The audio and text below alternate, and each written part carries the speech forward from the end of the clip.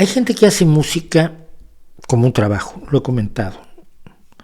Hay gente que hace todo lo posible por tener éxito. Cuando dicen muchas personas dicen quiero ser cantante porque ven que los cantantes son famosos, o que a los cantantes que salen en la tele por lo menos son famosos, obtienen recursos económicos abundantes como resultado de su labor, obtienen el aplauso del público, el reconocimiento, la admiración, obtienen cierto poder incluso, porque pueden tenerlo cuando si se deciden dedicarse a otra cosa que no sea la música, pueden tener influencia comercial, pueden tener influencia política, pueden tener influencia económica, pueden tener una variedad de compañeros sexuales muy superior a la que cualquier ser humano común y corriente puede aspirar a tener, y entonces dice quiero ser cantante por eso, o quiero ser escritor, o quiero ser actor, o quiero ser pintor. En la música es donde se hace más notable esto, ¿no? Pues yo quiero darle las gracias, unas gracias muy sentidas, muy intensas, muy profundas, a los vocacionales. He hablado muchas veces de los músicos vocacionales, pero también hay pintores, dibujantes vocacionales, gente que hace lo que quiere hacer, lo que cree que debe hacer,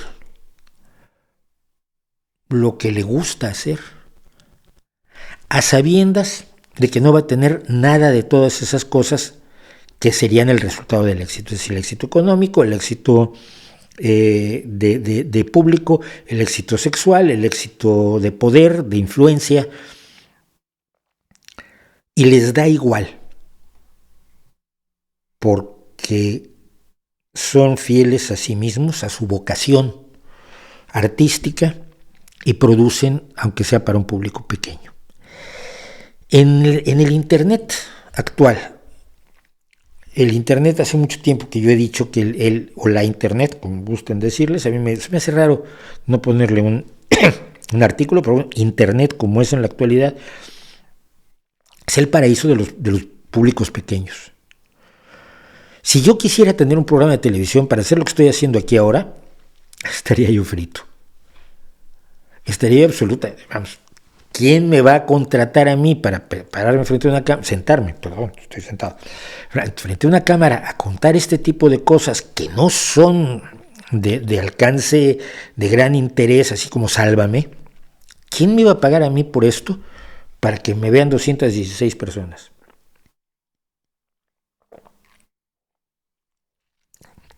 Pues nadie. 227, mira, saltó. ¿Quién le va a pagar a los que hacen webcómics cuando la gente que ve sus webcómics casi no paga? No paga por sus webcómics. ¿Quién publicaría esos cómics en papel para vendértelos a 5 euros cada uno? Ganaría 500 euros, ni el papel. Internet es el mundo de los públicos pequeños. Es un lugar donde puedes sobrevivir con un público pequeño, pero para eso tienes que ser vocacional. También hay gente en Internet que, por supuesto, se dedica a triunfar y a tener éxito y a ganar millones. Pero la gran mayoría no va por allí. Y yo quiero darles las gracias a todos. Los músicos que yo escucho generalmente son músicos vocacionales. Ustedes han visto que muchas veces los pintores que presento, pues no son los más conocidos, ni los más famosos, ni los más ricos, ni los que verdaderamente la rompen en las galerías pegando con cinta americana un plátano, una banana en una pared, ¿no? O colgando una chaqueta. El otro día una señora se robó una chaqueta que era una obra de arte.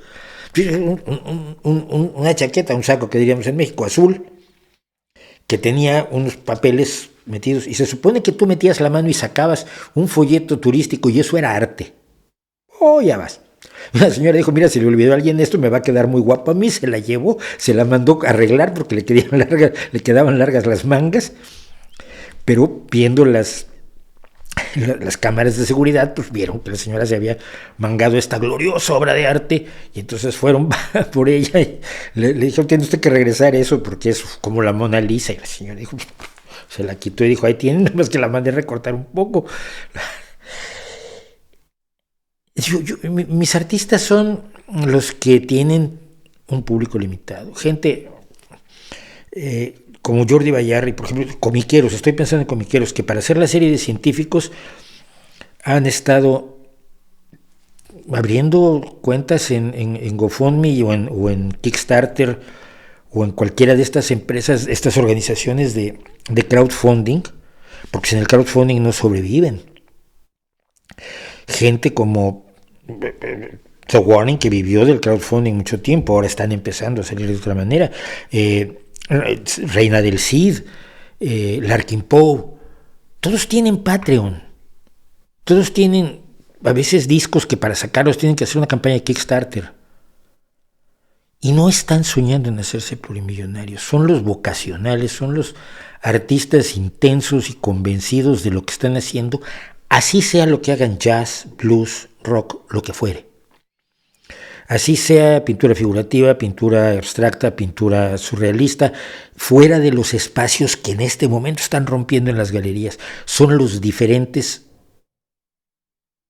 que le dan mayor enriquecimiento, por lo menos a la vida personal mía, a mi vida emocional, a mi vida artística, y por lo tanto creo que era oportuno darles las gracias.